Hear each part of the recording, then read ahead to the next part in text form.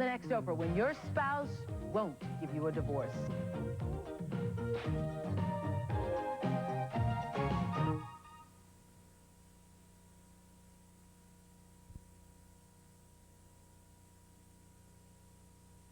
From WCCO Television, this is the 10 o'clock news. Good evening, everyone. Minnesota's Super Sunday is finally winding down. I'm Amy Marsalis. And I'm Don Shelby. An estimated 750 million people saw the Twin Cities on TV today, but now Super Bowl 26 is all done. Tonight, what you haven't seen on TV, we're going to show you what happened outside the Dome today, and we're going to give you a different look at what happened inside the Dome during and after the game. And we're going to take a look at how the day was spent away from the Dome. All coming up, along with the news of the day besides the game. First, the events outside the Dome and around downtown Minneapolis. When the game ended, mercifully for Buffalo, the fans poured out into the chilly night. Above them, fireworks lit the sky in celebration for the Washington Redskins. Some 63,000 people got to see the game in person. Reporter Mike Walsher is live outside the Dome with a look at what's happening now and what happened leading up to the game. Mike, is there still a big crowd around? No, there isn't, Amy. Just about everybody is gone now. And while the Bills fans would argue with the final numbers on the scoreboard inside, I think you'd have to say the early indications are that the Super Bowl was successful for the Twin Cities. It went very well today in the areas of traffic and logistics, in the protests, and yes, even in that great imponderable, the weather. Before the game, Bills fans were hopeful that the second time would be the charm in their Super Bowl fortunes, and Native Americans were protesting the use of Indian nicknames and mascots in sports teams. In the early afternoon, Indians put up a teepee on the sidewalk outside the main entrance to the Dome. Several hundred demonstrators marched around the stadium, their determination strengthened by the scuffle that broke out between Indian protesters and University of Minnesota police at the Gophers basketball game yesterday. It was a fight in which at least 4 Indians and 1 officer were injured. But there was no trouble today, only angry words for the NFL commissioner and the owner of the Redskins. We don't welcome Paul Tagliabue or Jack Kent Cook. They're racist. It's time to change the name. We're representing a good spirit, not a bad spirit here. We're not cutting down anybody. It's for strength and wisdom and knowledge, and that's how we're going to go. The Washington Redskins all the way. And we're going to be Buffalo. Too much. It's just a game. It's just a game. It's just a game. That's all. Just a game. A few yards away, Skins fan Sue Millstone listened to the Indian protest. Sue is half Indian, but does not feel her team's name is racist. I really don't think it is, though. It doesn't offend me. It never has offended me. Most fans ignored the protest. The game was the thing, especially for Bills fans who showed a certain flair for dramatic costuming. Actually, when I woke up this morning, I put the hotel shampoo on, and that's what happened to me. But I love it. What a show! Baby! 31-28 Buffalo. They don't think we're even here. Guess what? Afterwards, they'll know who the Buffalo Bills are. How'd I get inspired? A friend of mine gave me a pig, and I woke up in the morning and said that pig's going to the dance. Go Buffalo! We're gonna find a way to portray it, man. We're great fans. We got to be here behind them. 12th man, that's us. Got to come and support our team because we're going to do it. But before going inside, many fans picked up some more souvenirs, especially ski masks and scarves that sold out by mid-afternoon. And across the street from the Dome, the Bud Bowl offered a warm place to party for invited guests who didn't have tickets to the game. Proceeds go to the Food Bank Network. By 5 p.m., the sidewalks outside the stadium were emptying. Showtime was here.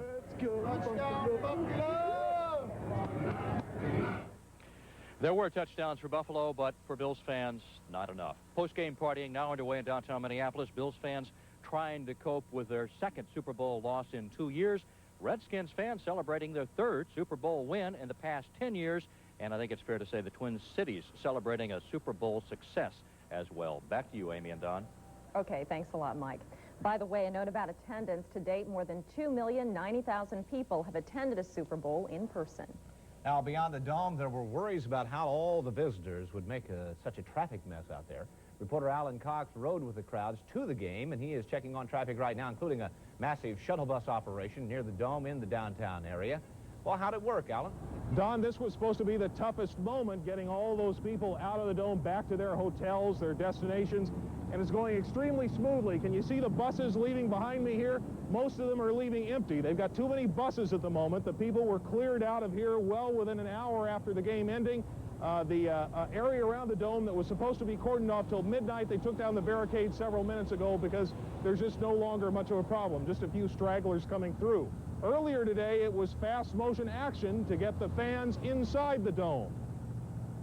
It was the day of the bus, more than 1,000 of them crossing downtown Minneapolis, hauling fans in their hopes for glory. Some of the buses were packed tightly, the riders jostled but jolly. Last year we went to Tampa and there was no way to get around. We had to rent cars, and even then the traffic was bad. But this has been great. Every time we went from a hotel or anywhere, we've had a shuttle to take. We're not used to the snow. We're glad to have the shuttle. We're from Georgia. Thousands more hiked into the cordoned-off area around the dome. And except for the bus routes, the traffic was light. Downtown shopping areas nearly empty. Planners' warnings about traffic seem to scare away people without a ticket. There's no one on the roads. Everyone's moving in cleanly. The perimeter's holding solid. It's a perfect plan. A busload of Washington fans bent the rules against tailgating on city streets, grilling a platter of buffalo burgers. They got their bus pass only yesterday and were assigned a choice spot 2 blocks from the dome. I like it here because people are real nice, you know what I'm saying? Well organized as far as the system they laid out. We love it. In and get out. Is that right? And we appreciate the warm weather that y'all provided for us. It's been great. Then dusk fell, the game began, and the streets of downtown Minneapolis virtually empty. Locals scared away from downtown.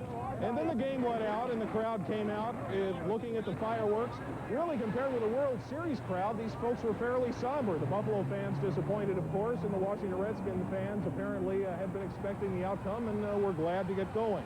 The buses moved through here, more than 200 of them on the shuttle system, carrying, it was estimated, 16,000 fans before the game began, maybe a few thousand more because a lot of people walked over here. In all, it was mostly charter buses and the shuttle buses, apparently, that got the 60,000 plus people into the dome. So the transportation problem on the ground pretty well taken care of. Now the next challenge is in the air tomorrow as all these people try to leave. Brad Good is standing by for some of the early departures at Twin Cities International. What are you seeing, Brad? Well, Alan, at this point, the dash to get home is building slowly but surely, but still pretty quiet. I'm at the Hubert H. Humphrey Charter Terminal, where several jets have pulled up to gateways this evening to take home travelers back to Washington and Buffalo. But really, at the main terminal, I would have to say it's the calm before the storm. Earlier this evening, it was very, very quiet. As you can see, in front of the street, almost a ghost town. Inside as well, at the ticket counters, virtually no one in sight. Most of the activity tonight is limited to corporate jets and charters. The airport has 90 corporate jets expected to leave tonight. 13 larger charter flights are also scheduled for departure between now and midnight. Those are some Buffalo people that just got off the bus that will be boarding planes this evening. Of course, tomorrow will be the big day when tens of thousands of people are expected to leave the international airport, and that is the big day they are all planning for. I spoke with an airport manager just several minutes ago, and he tells me that they are still advising all travelers to get to the airport 2 to 3 hours before their scheduled departure, just to be on the safe side. Now, hundreds of volunteers will be meeting all those travelers at the airport tomorrow to make sure that they get through the airport and get onto those planes quickly and efficiently. So, Don and Amy, at this point, airport managers are saying with all the activities scheduled for tomorrow, at this point, they do not expect any major delays out here at the airport. All right, well, wish them all a fond farewell when you see them and tell them to come back anytime. Well, that's what's happening as people leave. That's the right. Twin Cities. And now your chance to find out what it was really like inside the dome, since most Minnesotans didn't have a ticket. I got a chance to talk with some fans who did. Dallas? Yonkers, New York. Yeah, we're from the Detroit Motor City. Atlantic City, New Jersey. Hawaii. I am from Mexico City. And yes, even Minneapolis. Some locals who had tickets let it be known that this is their home dome, and they're proud of it.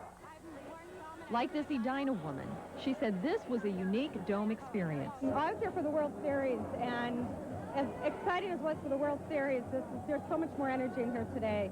A well-known Twin Cityan, Twins owner Carl Pohlad seemed a bit relieved the Super Bowl happenings are winding down. I've been out to more parties than I want to count, but the excitement and the whole exposure it gives the Twin City area, as we know, is just a great, great thing. Another local spectator, Mike Myers, who recently left the hospital after a burn accident, received free tickets to the game from IDS. He was ecstatic to be sitting here. Yeah, again, I got my friend from Rochester right here with me. Go Buffaloes! No one! Out-of-towners had nothing but good things to say about their northern exposure. I love the city, and I really, from all indication, this is one of the best Super Bowls. I think it's a real clean, nice city. Yeah, and the people are real friendly. We've met lots of people. For many, it was their first time to see a Super Bowl and a first visit to the Metrodome. Any seat to Super Bowl 26 was considered a good seat. Well, almost any. Her view was just a bit obstructed. Well, later on Rosen Sports Sunday, we'll show you some of the VIPs who sat in the stands and what they have to say about the Twin Cities. Presumably with better views. Right now, we're going to go to our VIP, our own, Mark Rosen, live at the Dome for the inside story on what we saw tonight during the game. Mark? Well, Don, someone once described the Super Bowl as, well, a week-long of parties interrupted by 3 hours of football. But what a 3 hours of football were played this afternoon and tonight by the Washington Redskins. They were the hot team in the playoffs with convincing victories over the Atlanta Falcons and the Detroit Lions, and they were the hot team again tonight, as we've seen in so many Super Bowls, taking a 24-0 lead, ending up with a 37-24 victory over the Buffalo Bills. You have some of those first-half highlights. Mark Rippon had a good argument to maybe be MVP tonight. Rippon to Clark, 31-10. The final was 37-24. And after the game, we talked to Senator Jeff Bostic, who in his 12th year said it all. I'm just excited. I'm not sure it's hit me yet what's happened, but I know when I look at this hat in that camera and it says Super Bowl champion, it's starting to come true. But I think when I wake up tomorrow morning and I read the paper and the Redskins still win, then I'll believe it. That is one tremendous football organization. 3 Super Bowls for Coach Joe Gibbs. We're going to talk to Chip Lohmiller a bit later in sports, and Dennis Green, the new head coach of the Vikings, will join us live here at the Metrodome on Rosen Sports Sunday. Don and Amy? All right, Mark, we'll see you then. Amy? Well, Super Bowl Sunday meant smaller crowds at the convention center as game time approached, but the NFL experience is still drawing fans in big bunches, particularly at an exhibit which gives fans a chance to turn pro. Look at the dot. Do you smile? Okay, there you go. A California company travels to exhibitions like the NFL Experience and sets up instant trading card booths where fans get their pictures taken in their favorite team's uniform. They even get all-pro statistics on the back of their card printed up by a computer. By the way, the folks who run this booth say the most popular uniform has been the Buffalo Bills jersey. And if you haven't been to the NFL Experience, it will be at the Convention Center for one more day, and there are plenty of tickets still available. Yeah, all day Monday. Now, another popular place for the NFL Experience is the CBS broadcast booth, where through the magic of TV, anyone, just about anyone, can be a sportscaster. There was even some crossover today when one of those guys from the CBS News division stopped by. Thanks, Greg and Terry. Thanks, Greg and Terry. What I have to know is how you get the inside work and I got the outside work. Frankly, I have no idea who's going to win this game. I don't care who wins this game. What I want to know is how you got to work inside and I got outside. Are you trying to tell me something? I don't know. Dan Rather outside the dome. I've had it. I'm going away. I'll talk to you from Spikes. See you. That wasn't bad, but, you know, I mean, he could be better. Maybe there's a place in the business for him. Who knows? Somewhere. He could get a job, couldn't he? You would think There's an opening in Sioux Falls. Somewhere at CBS, Kidding. huh? Well, Kidding. Joke. up next, you'll find out how others spent the day away from the dome. For example, how some parties looked as 2/3 of Minnesotans turned on the tube or the tub. And you're also going to see how people who didn't care about the game found plenty of other entertainment around here. And we'll have the other news of the day, including President Bush's special day in church and his proposed tax cuts. You're watching today's WCCO television, where more people turn for news, weather, and sports than any other station in Minnesota. So I wound up with Charlie Robinson's house. But they got the game on the TV. And they got the hot tub in the garage. Fans without tickets to the game were singing the blues tonight in Inver Grove Heights. Also, away from the dome, in a garage in the quiet suburb of New Brighton. That's where you found a bunch of noisy fans in a hot tub. This is the 5th year Mike Allen's had half-naked friends over for the Super Bowl, and when it gets too hot in the tub, well, just go out and roll in the snow. I came from California. We'd like to make it absolutely clear that those people are out-of-towners. They are not local people. I was going to say, the out-of-towners must think we're just crazy around here. There were several other parties on a larger scale for Super Bowl fans away from the Dome, and this bash felt like it was far, far away from the Twin Cities. A beach party put on by Jose Cuervo at International Market Square. 25 tons of sand were hauled in for a sand volleyball court. Celebrities on hand included King of the Beach, pro volleyball player St. John Smith, and his buddy Peter Horton, star of 30-something. The beach extravaganza was open to the public, complete with big screens for game watching. A couple hundred Super Bowl fans without tickets for the game had pretty good seats at the St. Paul Convention Center. A tailgate party was thrown in the center. Kids had a chance to get Viking autographs, play mini golf, and win prizes at carnival tents. 2 bands played for the afternoon crowd, but at game time, 4 15 by 20-foot television screens lowered into place to broadcast the game. Oh, I like to be with other people, and we want to see the halftime much better here. Most agreed with Bernadette and said if you can't be in the Dome, it feels better watching it with the crowd. Truth be told, though, Super Bowl games are often one-sided, and one-sided games are hard to hold the interest of even the most die-hard football fans. But some in Minnesota tonight never even switched on the television set to watch the game. You might call them the non-fans who had no trouble finding other things to do on the Super Bowl Sunday than watch football. Bill Hudson searched a few of them out. By its build-up, you might think every TV in town would be tuned to the game, but not so. Karen Koobs took advantage of sparse crowds to do a little shopping. We've never really watched the football season, so why start with the Super Bowl? Video stores like this one were also a bit slow tonight. By game time, only 6 customers had come in. These folks were more interested in watching a night of comedy than a night of crunch. I wish I can understand the football. I'll be watching it, but I don't. So there is no. I don't want to waste my time watching it. Still others found a more natural spectacle a little more interesting tonight. Despite the big game on TV, crowds still waited at least an hour to board buses to see the ice castle. Some even laced on skates for an evening of exercise. The Super Bowl may indeed be the biggest game in town, but to a fair share of folks, it wasn't the only game. Bill Hudson, WCCO Television News, St. Paul. And just so you don't have to go through some big letdown because the Super Bowl is over, the Winter Carnival does continue to provide attractions through February 2nd. Now to the other news of the day, a follow-up on the first murder of the year in St. Paul.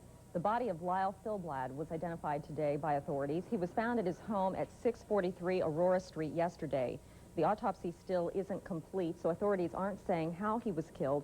Police say no arrests yet in that case. Tomorrow, jury selection begins in the trial of the admitted murderer Jeffrey Dahmer. Dahmer's trial is expected to take about 2 weeks. At issue is not whether he killed 15 men and boys in his apartment. The jury has to decide whether he's mentally ill or not. Tonight we have a preview of what President Bush will propose to turn around the economy when he makes his State of the Union speech to the nation this coming week. The New York Times reports one of the president's proposals for tax cuts is to eliminate luxury tax on yachts. Administration officials say the tax has shut down boat yards and has cost Americans jobs. His chief of staff today said Mr. Bush will also propose an increase in the personal exemption for families, tax credits up to $5,000 for first-time home buyers, and to delay many government regulations at least 90 days. By the way, today President Bush, who is himself Episcopalian, spent more than 2 hours worshiping in this African-American AME church in Arlington, Virginia, near Washington. The bishop noted that the president had visited 2 other AME churches in previous years, and he quipped he ought to be ready to join by now. Well, the world has lost another talented actor. Jose Ferrer won an Oscar for his portrayal of Cyrano de Bergerac in 1950. He was born in Puerto Rico, but it's not clear when. Some reference books say he was 80, some say he was 83, some 73. Officials at a hospital in Coral Gables, Florida, did not reveal the cause of death. Ferrer recently appeared in a Minnesota-made movie called Old Explorers, but some may remember him from this movie, Dune.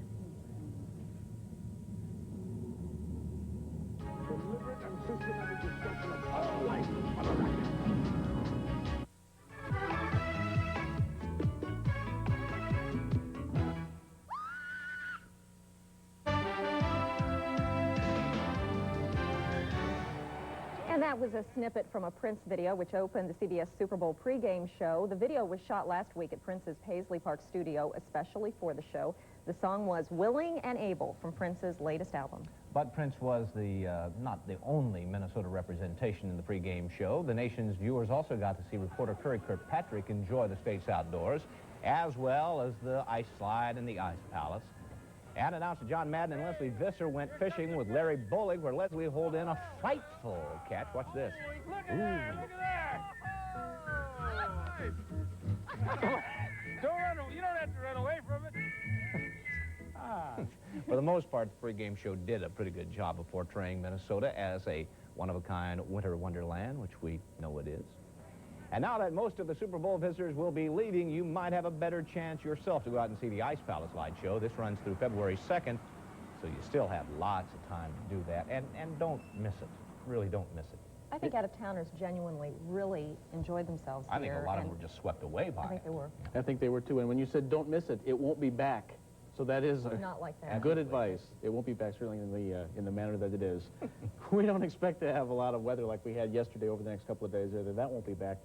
It looks like tomorrow we should have decreasing clouds, though, in the morning, and temperatures will be still pretty mild. We're looking for temperatures to be mainly in the upper teens, and temperatures will rise throughout the morning hours to around 20 if you're getting up late. Let me tell you what's going on right now. We have a clipper, an Alberta clipper, which is making its way across southern Minnesota. It's keeping some clouds across most of the northern two-thirds of the state, and these clouds are moving in a southeasterly direction. So even though they have clear skies in Redwood Falls now, partly cloudy in Rochester, we'll probably stay with the clouds for most of tonight. And that system, as I told you last night, was going to have the heaviest snow to the north. The track of this low was pushed a little farther north than expected, so the heavier snow was a little further north as well. They had 7 inches today at Lutzen, also 7 inches at Grand Marais, about 2 to 4 inches coming from Bemidji and Brainerd over to Duluth. Lots of new snow there. None of that new snow was here. Our high temperature today only managed to make it to 26 degrees. Still, that's 6 degrees above normal. 7 was this morning's low, and it's been a dry day, as I mentioned. Currently, it's cloudy, and we are at the day's high of 26. The dew point's 21. The relative humidity, 81%. We have a south wind at 5, and the barometer is on the rise. Temperatures are in the low 20s across most of southern Minnesota and much of western Wisconsin, so temperatures will probably only drop off about another 5 or 6 degrees this evening. It shouldn't be too bad out there. Here's some light snow associated with the clouds way back to the northwest of that clipper system moving through. We could get a few flurries by tomorrow morning, but the heavier rainfall is down to the south. That's where the real problems have been this weekend. Much of Texas inundated with rains over the past month, still having some flooding problems. They're getting a lot of unneeded rain right now. Buffalo fans who are heading back to New York will find some flooding going on in western New York. Buffalo Creek is over its banks right now. And in Washington, they have 4 inches of new snow on the ground over the weekend. They just had a trace today, but temperatures there, much like they are here right now, they are in the 20s. Over the next 24 hours, this system, as I mentioned, will make its way down to the southeast. By tomorrow, we'll have some high pressure move in. That should give us some sunshine. So things will definitely be different by tomorrow afternoon, but temperatures will be very similar. We'll have highs mainly in the 20s. Our forecast then for this evening, mostly cloudy, a few flurries around, 16 for low, winds becoming northwest at 5 to 10. Then for tomorrow, some clouds in the morning, but becoming mostly sunny by the afternoon. We'll have a high of 22, a northwest wind at 5 to 15. Then tomorrow night, mostly clear, 14 degrees for low, and on Tuesday, we are expecting to have sunny skies. It'll be windy, and it'll also be a lot warmer, 36 for a high. The extended outlook for the period Wednesday through Friday, calling for temperatures to stay in the mid to the upper 30s, a chance for some snow on Friday, but very, very mild weather. And really, we had mild weather most of this weekend, especially for all those fans and people who came in from out of town. A lot of them came to see the game, but actually some of them got to see a lot more than just the game. We managed to catch up with a group from Mexico that come to see the Super Bowl every year. This year, they saw something different. Oh, it's beautiful, just beautiful. Watch out. It's like being in a fairy tale. Beautiful. They really enjoyed the snow. We spent all these millions of dollars to promote the Super Bowl and hype the game, and here's a group of people who were fascinated by just a few inches of snow. They got to see a little bit of everything, didn't they? They sure did. Those wind chills, feel the wind chills. I'm going to tell you what, though. Forget the Super Bowl if you thought that that was the pinnacle of sport. A world record was set by an athlete today, and he didn't get 750 million people to watch him on television. This man, climbing the stairs, celebrated his 32nd birthday by running a vertical mile up and down the stairs of Atlanta's 72-story Peachtree Plaza, a total of 576 floors of stairs in 1 hour, 55 minutes, and 30 seconds, a new world record. Now, does the guy look familiar to you? His name's Scott Haley. He's going to go in the Guinness Book of World Records along with his father, Bill Haley, that is, of Bill Haley and the Comets. The guy looks exactly like him. Bill Haley, for those people who don't realize that, is in the Guinness Book of World Records for selling the most of a single record, Rock Around the Clock, 25 million records, of which the man on my right was the first buyer. And you were what, like 20 when that came out, weren't you? Oh, I tell you, it does not stop. Nice. And I thought you were going to say you did that before breakfast every day. Yes, the battle of the two best teams in football. It was a statement and an exclamation point by the best team in football, and we'll read. From 30 yards away, it's Ripon.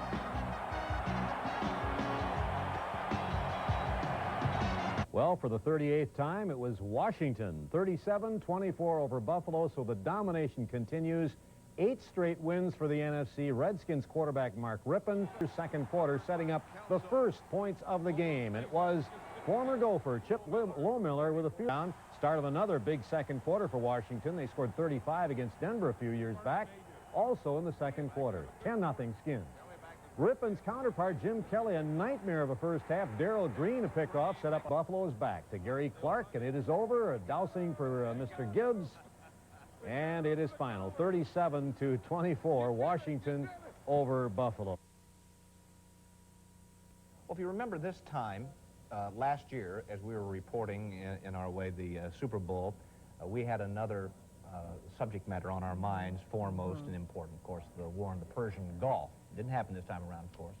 Perhaps that's why this Super Bowl's rendition of the national anthem didn't have the same emotional impact of last year when Whitney Houston sang it. But you know, Harry Connick Jr. gave it his own special feeling this time around. We're going to leave you with just a piece of that. Stay tuned then for Rosen Sports Sunday. That's coming up next. And the home